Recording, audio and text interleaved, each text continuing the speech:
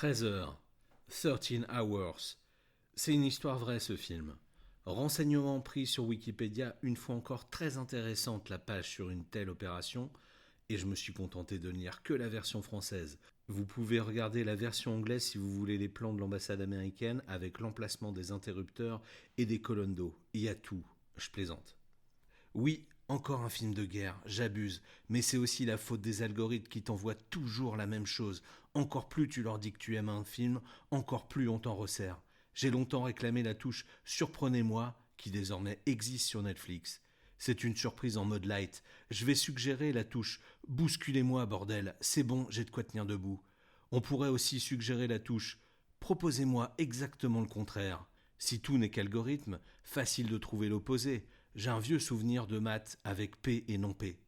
Je vous ai perdu. Je suis dans une base secrète de la CIA avec un ambassadeur tête brûlée, un pays ravagé, libéré d'un dictateur pluridécennal et particulièrement perfectionniste dans la cruauté, et 8 mecs des forces spéciales armés comme des porte-avions au sortir du port. Pas vraiment besoin d'un scénario pour deviner ce qui va se passer. Ça va dégénérer, les amis les singes.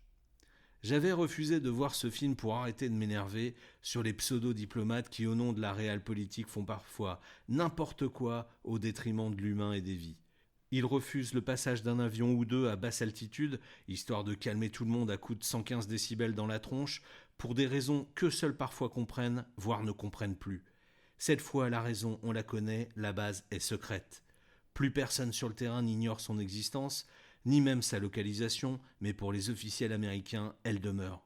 Il y a même des agents du renseignement, plutôt habitués au bureau, qui, sur place, exhortent Washington à agir. C'est fou comme on change rapidement d'avis avec une ou deux balles dans le buffet.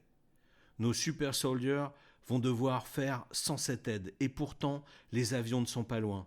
Je ne sais pas si l'information est vraie, mais au pic de la crise, on a à l'écran la position de toutes les bases américaines dans la Méditerranée. Ils ont le choix, les pilotes sont chauds comme des saunas. Si ces bases sont aussi réputées secrètes, ils vont devoir déménager et c'était pas prévu dans le budget initial du film.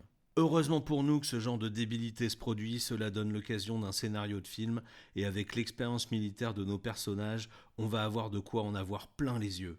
Les forces spéciales sont prises et piochées dans divers corps d'armée, les Marines, les Marshalls, des guerriers pur sucre, prêts à défendre un terrain vague à 8 contre 100. C'est ce qui s'est passé à peu de choses près, faire face à des obus de mortier, des tirs de toutes parts. Bien entendu, la Libye est en plein chaos. Les faits datent de 2012, mais c'est pas mieux maintenant. C'est une guérilla comme c'est souvent le cas. On ne sait pas qui est qui, les alliances se font entre groupes, milices et tribus, et ces mêmes alliances se défont le lendemain. Ils n'ont pas d'uniforme et peu de drapeaux. Précarité des forces, opportunité et culture levantine, et tu as la désorganisation en salade composée. On est en train d'organiser un feu de camp dans une usine Céveso. Être diplomate dans une période comme celle-ci, c'est devenir chèvre. J'imagine que ce type de film a une équipe de conseillers techniques et militaires, on en apprend beaucoup, on est parfois surpris par ce qu'ils considèrent comme important et qui va être primordial par la suite. Ils laissent les assaillants venir au plus proche de l'enceinte, les surveillants à la jumelle de vision nocturne. Avec les fusils longue portée qu'ils ont, j'aurais tiré de loin. Heureusement que je n'y étais pas, c'est moi qui aurais fait n'importe quoi. Il y a eu assez de morts ce jour-là.